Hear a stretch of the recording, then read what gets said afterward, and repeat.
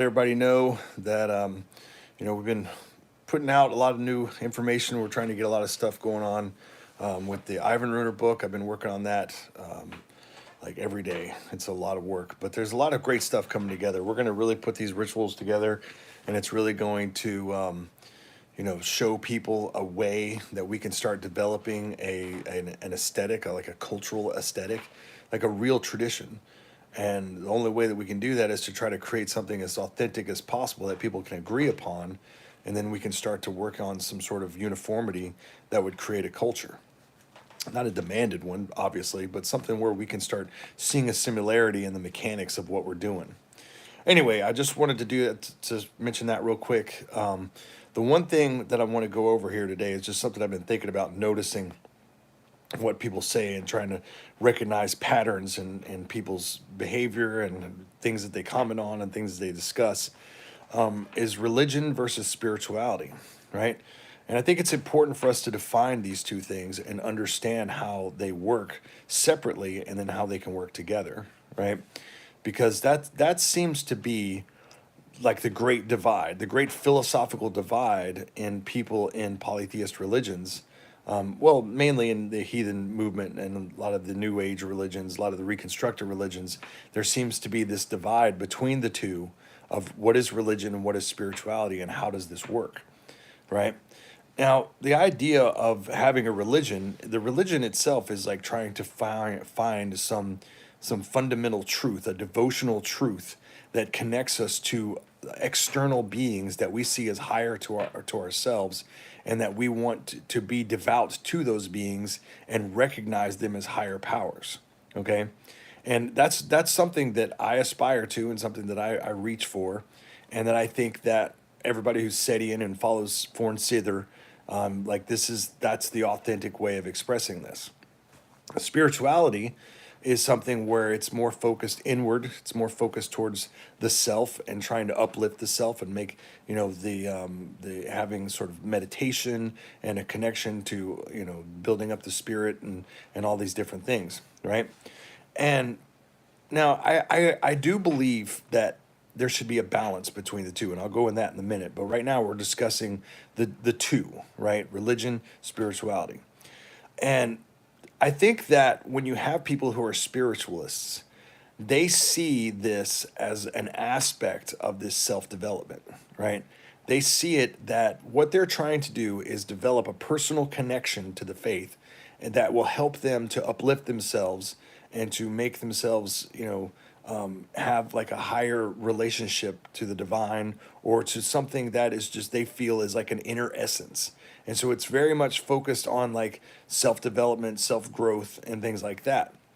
And then religion is developed mainly externally, like it's focused on other things that are outside of us that we feel are higher than us, right?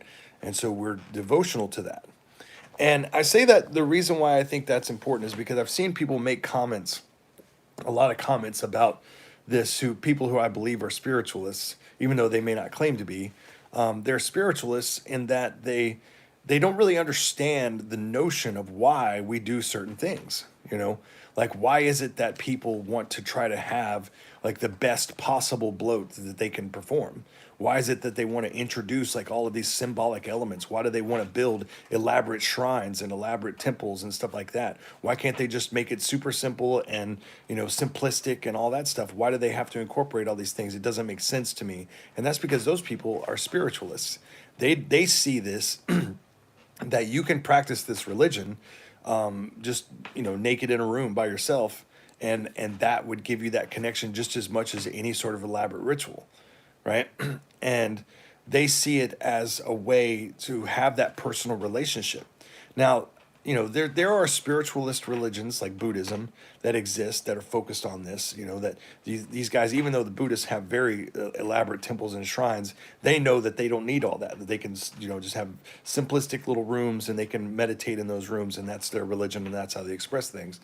And then you have Hinduism, which is a devotional religion focused on external beings, higher beings and powers, and then they try to create sacred spaces, and there's a lot of accoutrements and tools that are used in order to make those rituals elaborate and powerful and strength have a lot of strength to them, and they're very focused on communities and everybody coming together in order to connect to these gods and have that relationship with them as a community, and seeing to it that the gods are appeased and happy and that they appreciate and value what they're doing.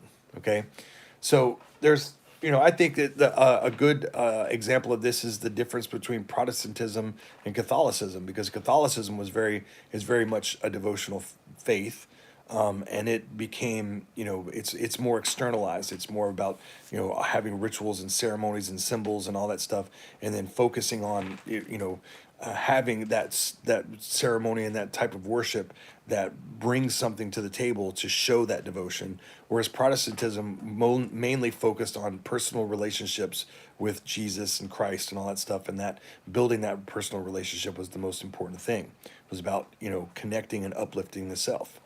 Now, I personally believe that there needs to be a balance between these two. I believe that there needs to be devotion.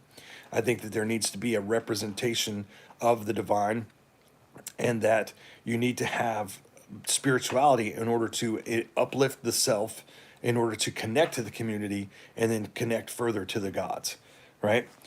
But the one thing that I will say about this is that, hands down, without a shadow of a doubt, this is a devotional religion.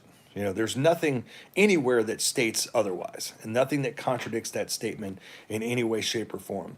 We do have concepts of meditation. We see like Odin in Ynglinga Saga is supposed to meditate and then change animal forms and travel the worlds and all this stuff. And then we have mentions of magical rituals and things like that happen. But primarily, I mean, those are just a few sources. Primarily, if you look up like the word bloat, that word is everywhere. I mean, it's used in so many different contexts and so many different sources, because bloat is sacrifice. It is that external devotion.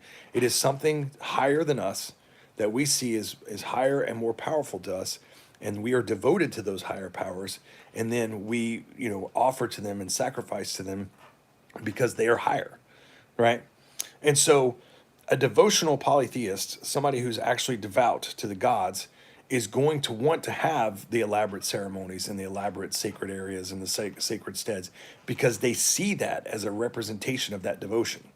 That devotion is manifested through a desire to create the best event for the gods and for the community.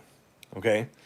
So that symbolism is necessary for that. Those tools and those things, it's a part of it. Having nice dress and everything being theologically represented and having some argument behind it, that's devotional.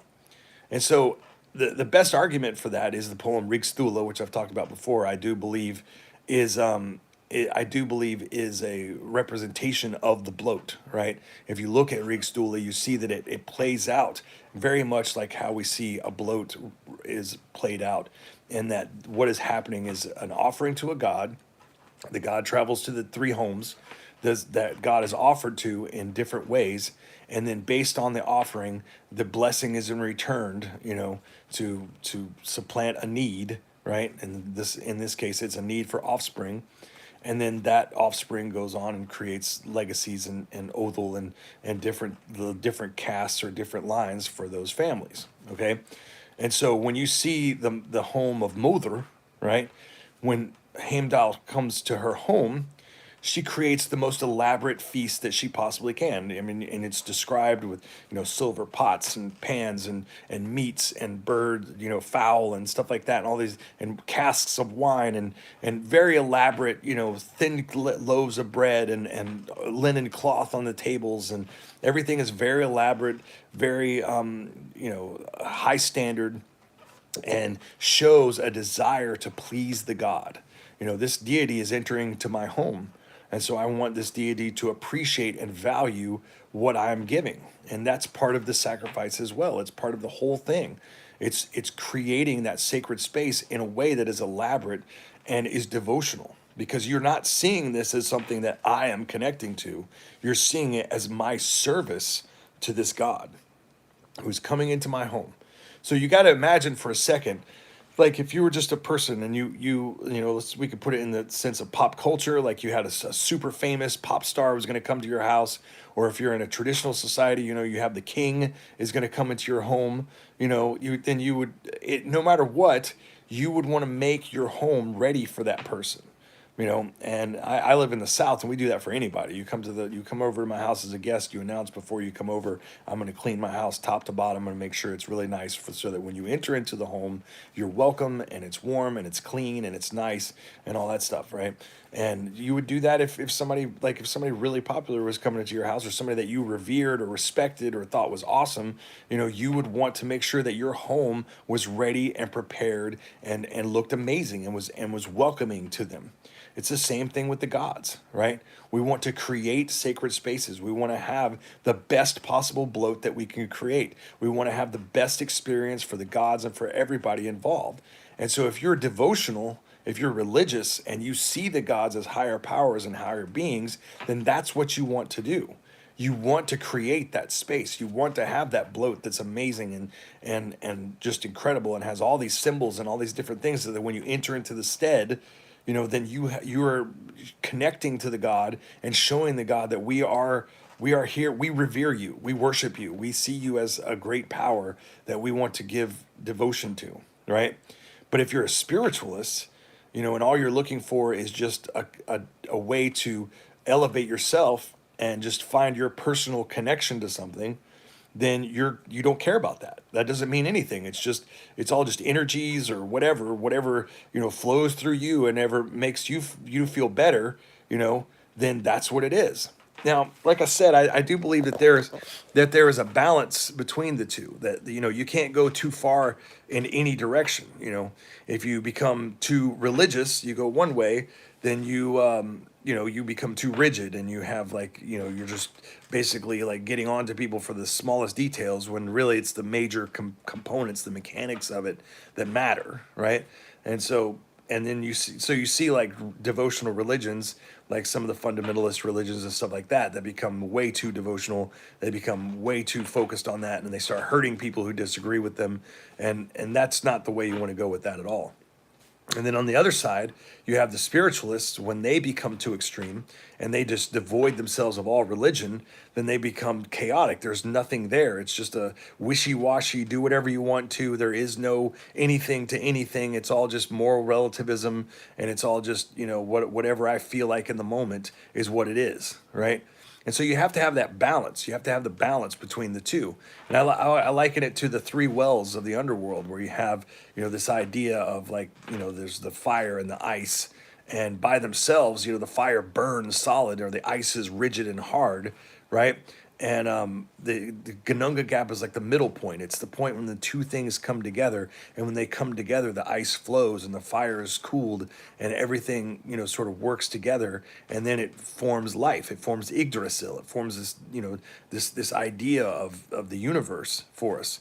And so this is what it is. It's this idea of creating this balance, that we definitely see the gods as higher beings, and we have to recognize that our service to them, our service to our community, our service to those around us, is to make, you know, a representation of our sacred lives and our sacred spaces, and our rituals should be for that, for welcoming them, and, you know, bringing in beacons of light and love and happiness and devotion. But also, you know, we have to become higher people in order to achieve that, right? We have to meditate. We have to focus on it. We have to, you know, to try to learn more about the gods and have that personal connection to things as well, because that's how we grow as religious people, you know.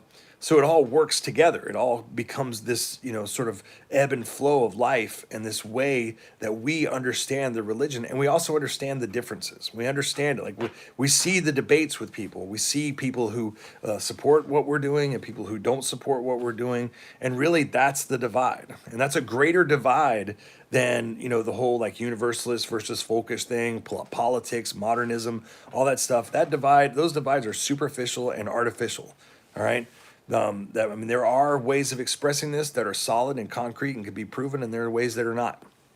The one thing, though, is that this whole argument between religion and spirituality sort of crosses those lines, because we see people on all sides who are spiritualists, who are New Agers, who are people who, use this religion as sort of a platform for what they want it to be rather than trying to see what it is.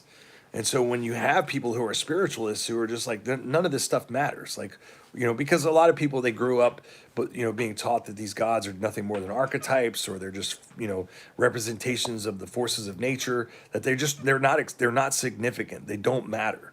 So then for them, it's about like, well, okay, well, what do I get out of it?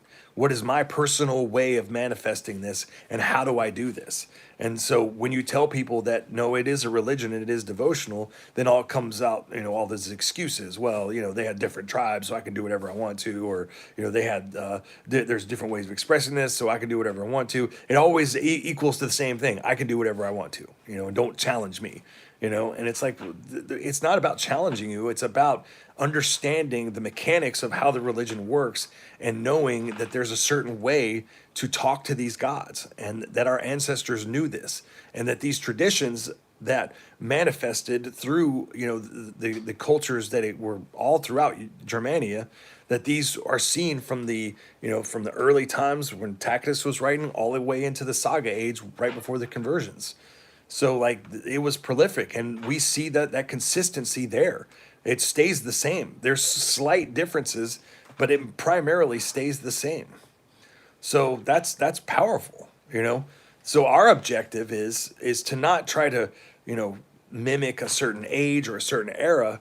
Our purpose is to sort of reach that point where we are, past the conversions, where we live in like a post-conversion era, where it's, we're trying to get to the point where our ancestors were converted, so we can pick up those pieces, right? So it's an idea that, if I was living in the 9th, 10th century, okay, I had a certain bit of knowledge in my head about how this religion worked and what it was. That knowledge is what we're trying to achieve. And that knowledge is built upon thousands of years of tradition and understanding of the faith, and developing the faith, and then knowing the philosophy behind the faith, right? So that's what we're trying to do. That's what we're trying to build here and develop. And that idea is something that gives us a grounding, it gives us a foundation for religion. And so the thing about it is that understanding what this foundation is, and how it is a religion, then we know moving forward, like, what we're looking at. Oh, this person doesn't want there to be, the perfect bloats, or this person doesn't want to have like all of these elaborate things that we're trying to put in, or they might denigrate that idea, or they might see it as excessive or redundant. Well, that's because they're mainly focused on the spirituality of it, and they're not focused on the religion of it. So they're not seeing it as a service. They're not seeing it as something where we connect to the gods, and we try to, uplift our life on Midgard to the gods, and try to connect to them. It's the idea that I'm just doing this to uplift myself, or connect to energies, or my spirituality, or chakras, or whatever you're thinking, and that's what that is. So if we continue to develop the religion and reconstruct it, we can see it from that perspective. All right. So I just wanted to talk to everybody about that. And so, because I think that it helps people to understand, and it helps them to learn, what it is that what it is you're dealing with, and the choices you can make, like, do I want to be just religious? Do I want to be just spiritual? Or do I want to try to balance the two, because that requires a decision. And I'm not saying like what you're feeling is right. It's like, what do you believe? What do you strongly believe? Do you believe that the gods exist, that they are real, that they are out there, that they are something that we honor and serve and revere? Or do you believe that they're just archetypes and personifications of nature, or ancient kings that tricked everybody, or whatever, right? Because if you believe one of those things, then you can, you see the gods as symbols or whatever, then being a spiritualist is easy, because then it's just about like your personal connection to whatever these stories or these ideas or whatever, and it's not about that, actual devotion to those forces, right? And then it's, so that's really what it is. But if you are religious, and you do see them as higher powers, then you understand why certain people act certain ways. You understand why people have rebelled against what we've been doing and what the work that we've been putting out there, because they don't see it as valid. They don't see it as important. Some people just see it as LARPing and all that stuff. Oh, you're just LARPing, you're just playing a game. And it's like, no, it's not a game to us. This is dead serious. It's a game when you don't do that. It's a game when you just see it as just like, I can do whatever I want. There is no standard. There is no nothing, because it's just my personal connection to this, whatever it is I see it as, and that's what it becomes, So it has to have that foundation. It has to have a way to show us a path, a guideline for us to follow, so that we know what route we're taking here, because you have to choose one or the other. Either the gods are there or they're not there. That's the truth. And if they're there, then they're higher than us, and they are worthy of our reverence and devotion. If they're not there, then do whatever you do. I mean, it doesn't matter. It's completely insignificant. It means nothing. And I think that's what I think is that the heart of a lot of these movements and stuff like that have developed, that are pretty much New Age spiritualist movements, that don't see the gods as real, don't see them as anything worthy of anything, and they just kind of do it as a cultural practice or a political practice, or just something that they just like to do because it's weird, like seriously. And so I don't ascribe to that. I am a Germanic polytheist. I'm devout to this religion, and I try to teach people how to be devout and be religious, but also teach them spirituality, how to meditate and how to uplift themselves, and how to connect spiritually to a ritual, but also understand that the basis of that ritual is devotion to higher beings. All right. So with that, I'm going to go. I'll sign off on this. Just remember, Ivan Runer 2, we're working on really hard on that. We're going to really, really focus on that. Ivan Runer 1 is out. I do believe that I got all of the issues on the international Amazon stuff. There was problems with that. People in other countries like Australia and UK weren't able to get those books, and I think I may have ironed that out. If I haven't, just contact me and let me know, and I'll try to see what I can work out. Hopefully it got fixed. I'm pretty sure it did. All right, everybody have a good night. Take care. Hail the gods.